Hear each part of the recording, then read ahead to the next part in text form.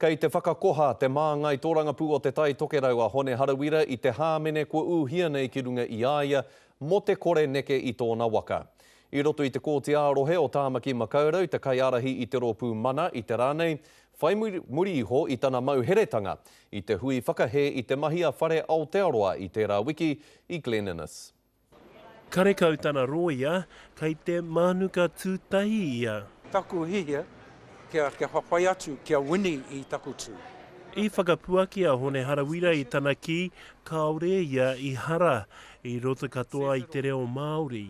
Ko tōku reo tērā, e tikana kia wakarangatira I te reo, e mea na Shane Jones, I ngā wā katoa, I ngā wāhi katoa.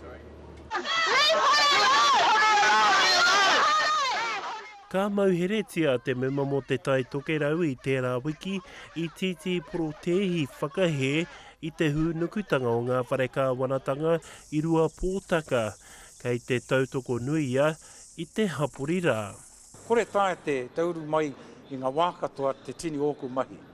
Engari I tērā pō kei otara māu ko whāheura I te tai hui ka mutu mea nau ki aia, me haere tātou hei tautoko. Mēnā te whakatau a te ture ka whakamanahia he pūtea noi ho te whiu. It's not even a jailable offence, I just find it's only finable. So it's a long way to come to win a case and not have to pay a fine. Hei te tuawaru o Whiringa Ārangi, tū anō te kai ārahi o te rōpū mana ki te kōti arohe o Tāmaki Makaurau.